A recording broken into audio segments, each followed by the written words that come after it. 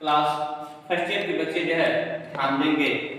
कि हम active voice passive voice को जो है रीड कर रहे हैं और उसी पर फिर हम अपनी चर्चा को या बहस को जारी रखेंगे, जिसमें हम लोग पढ़े थे शुरू में कि जब एक्टिव वॉइस को पैसिव वॉइस में बदलते हैं तो उसके कुछ ऐसे इंस्ट्रक्शन थे, उसके बारे में बताए थे कि 1 2 3 करके कि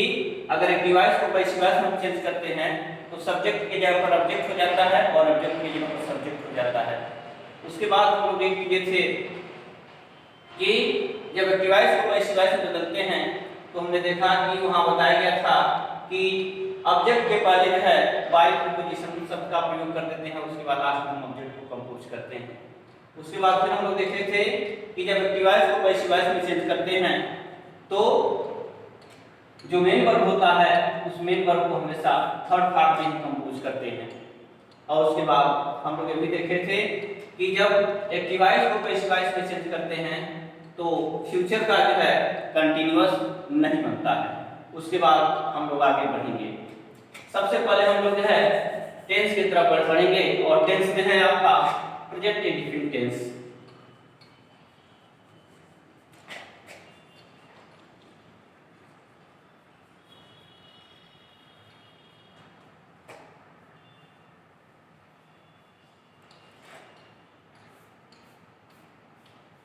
और प्रेजेंट इंडेफिनिट में हम देखेंगे सबसे पहले पहचान की तरफ।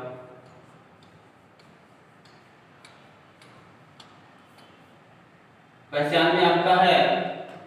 कि जो एक्टिव वॉइस होगा प्रेजेंट इंडेफिनिट का तो सब्जेक्ट के बाद जो है मेन वर्ब का फर्स्ट पार्ट में यस या यस जुड़ा रहेगा। और यह तब होगा कि जब सब्जेक्ट आपका सिंगुलर होगा। जब सब्जेक्ट आपका सिंगुलर होगा तो मेन वर्ब के फर्स्ट फॉर्म में यस या यस जुड़ा रहेगा, लेकिन जब सब्जेक्ट आपका सिंगुलर नहीं बल्कि प्लूरल होगा तो प्लूरल सब्जेक्ट के साथ जो है मेन वर्ब का केवल फर्स्ट फॉर्म होगा, उसमें यस या यस नहीं जुड़ा रहेगा। उसके बाद हम आगे बढ़ते हैं इसकी पहचान में। तो अगला पहचान इसका यह होता है कि सब्जेक्ट के बाद जो है हेल्पिंग वर्ब डू या डज का प्रयोग रहता है।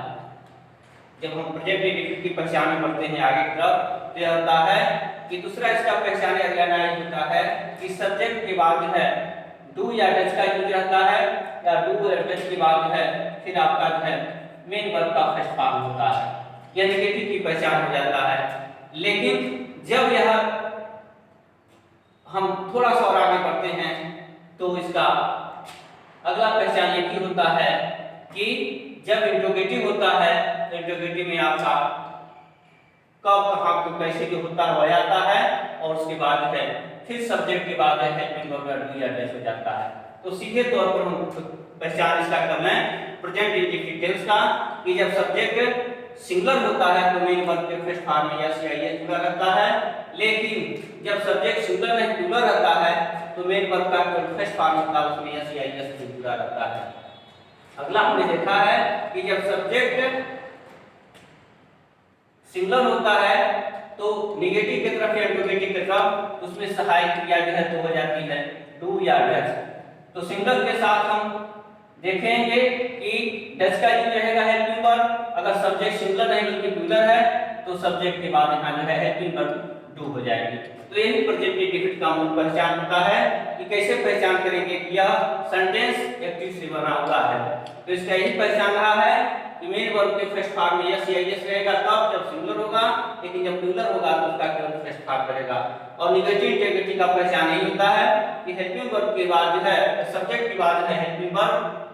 डू या डज का जो है सदा यूज रहता है। फिर अब इसके बाद हम आगे बढ़ेंगे।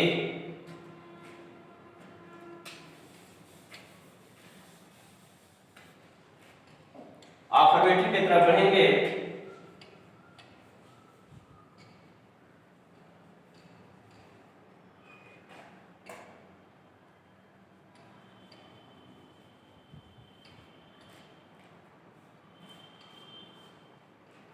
अफर्मेटिव में जब बढ़ेंगे आगे तो सबसे पहले हम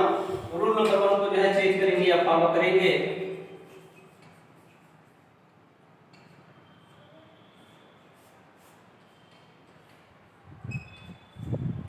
रूल नंबर फर्स्ट यही है कि जब हम एक डिवाइस को पैसिव डिवाइस में चेंज करते हैं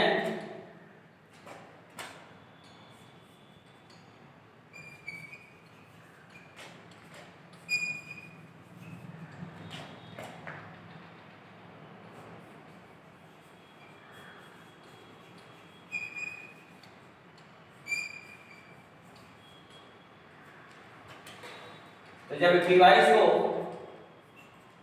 पैसिव डिवाइस में चेंज करते हैं तो सबसे पहले हम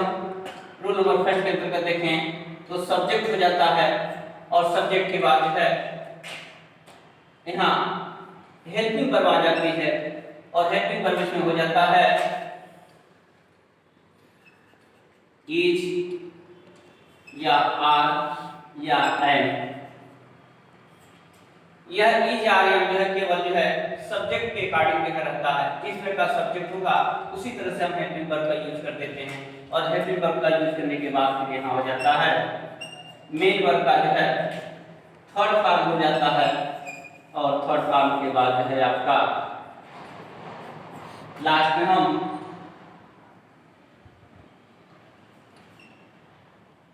बाय लगाकर ऑब्जेक्ट को जो है कंपोज कर देते हैं। यह रहा रूल नंबर फर्स्ट की अगर एक डिवाइस को जब हम पैसिव डिवाइस में बदलते हैं तो सबसे पहले हम सब्जेक्ट को राइट कर देते हैं और सब्जेक्ट को राइट करने के बाद हम हेल्पिंग वर्ब को यूज कर देते हैं। हेल्पिंग वर्ब जो है सब्जेक्ट पर डिपेंड करती है कि क्या है, जिस प्रकार सब्जेक्ट होगा उसी के अनुसार है उसी के अकॉर्डिंग आप इज का यूज कर देंगे या यार का यूज कर देंगे या एम का यूज कर देंगे और एम का यूज करने के बाद फिर मेन वर्ब की तरफ जब बढ़ेंगे तो मेन वर्ब का जो है थर्ड फॉर्म हो जाएगा और थर्ड फॉर्म लिखने के बाद जो है जब आप ऑब्जेक्ट लिखेंगे तो उसके पहले जो है बाय प्रीपोजिशन लगा देंगे और बाय प्रीपोजिशन के बाद जो है उस सब्जेक्ट को जो है यूज कर देंगे। यह है आपका rule number first. Rule number first में अगर एक्टिव वॉइस को पैसिव वॉइस में चेंज करते हैं तो क्या करेंगे। इसके बाद हम थोड़ा सा अगर हम एग्जांपल को फेस करते हैं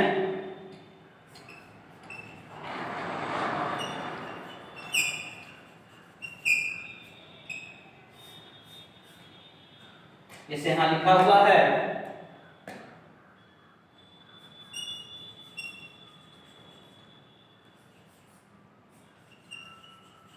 मोहन opens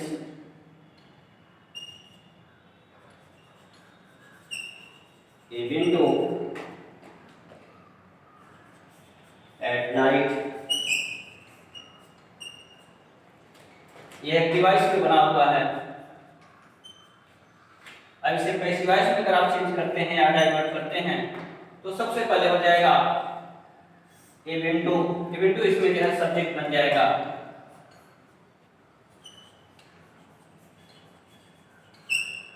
और ये विंडो लिखने के बाद जो है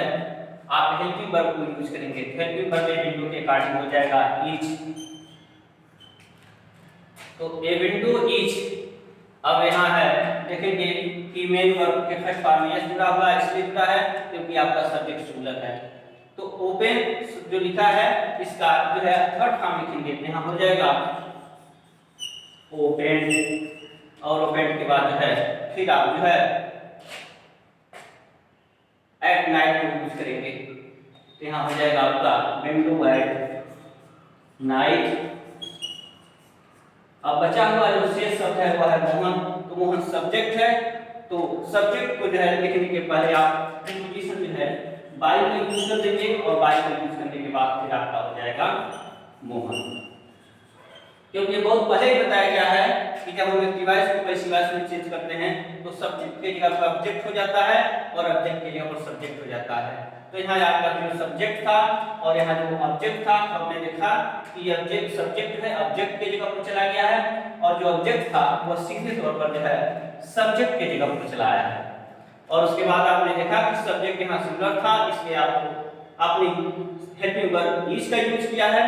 और इज का यूज करने के बाद जो है मेन वर्ब का थर्ड फॉर्म का यूज किया है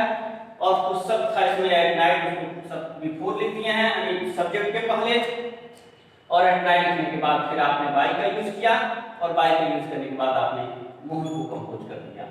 तो हम पहले भी बता चुके हैं कि जिस तरह के सब्जेक्ट होगा उसी के अनुसार आप इसका यूज करेंगे या आर का यूज करेंगे या एम का यूज करेंगे, और यूज करने के बाद जो है फिर आप मेन वर्ब का थर्ड फॉर्म लिखेंगे, और थर्ड फॉर्म लिखने के बाद उस शेष शब्द होंगे उसको राइट करेंगे, और अंत में बाय प्रीपोजिशन लगाकर जो है सब्जेक्ट को जो है कंप्लीट कर देंगे। यानी जो सब्जेक्ट है वो ऑब्जेक्ट का धारण कर लेगा, और फिर इस तरह के जो है अपने आप में रिलेटिव वाइज के बाद जो है पैसिव वाइज बनकर जो है रेडी हो जाएगा। एक रूल को और हम लोग चेंज कर लेते हैं।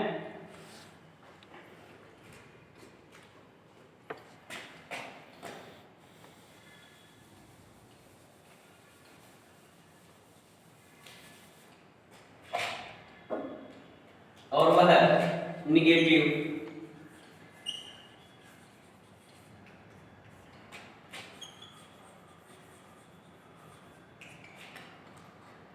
निगेटिव में है यही है। सबसे पहले इसके स्ट्रक्चर को हम देख लें कि जब एक्टिवाइज को पैसिवाइज में चेंज करते हैं, एक्टिवाइज को पैसिवाइज में चेंज करते हैं तो इसका स्ट्रक्चर जो हो जाता है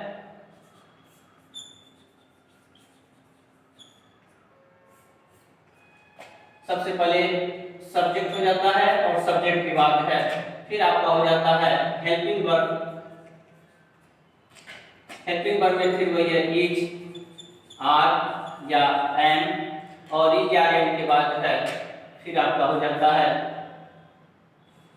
नॉट, और नॉट के बाद फिर आपका हो जाता है मेन वर्ब का फिर वही थर्ड फॉर्म, और फिर बाय लगाकर ऑब्जेक्ट। तो इस बात को हम ध्यान देंगे निगेटिव सेंटेंस में कि जब निगेटिव सेंटेंस का एक्टिवाइज पैसिवाइज बनाते हैं तो वहां स्ट्रक्चर देखा जाए तो subject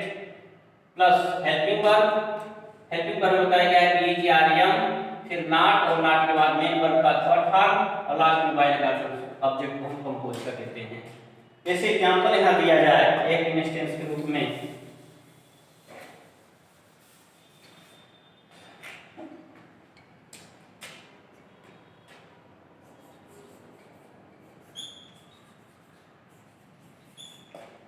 they do not call her in the assembly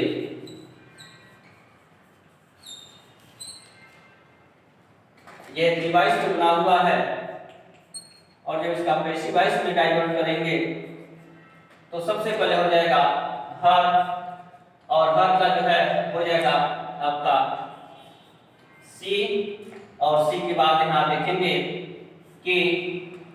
do लिखा है हेल्पिंग वर्ब, लेकिन डू समाप्त हो जाएगा, और उसके बाद इसके अकॉर्डिंग जो है हेल्पिंग वर्ब हो जाएगा आपका इज, और इसके बाद हो जाएगा आपका नॉट, और नॉट के बाद जो है यहाँ काल जो है मेन वर्ब है तो इसका हो जाएगा थर्ड फॉर्म काल, और काल के बाद है इन द असेंबली, इसको लिख देंगे आप,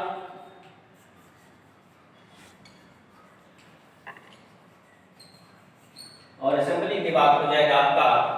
बचा हुआ हिस्सा जो है दे। यहाँ पर आप जो है उसके पहले बारी का यूज कर देंगे, और बारी का यूज करने के बाद दे की जगह पर हो जाएगा आपका दे। तो हमने ये देखा है कि अगर सब्जेक्ट इस तरह का होगा, अगर यहाँ सब्जेक्ट सिंगुलर है और सिंगुलर के बाद यहाँ डज का यूज किया गया है,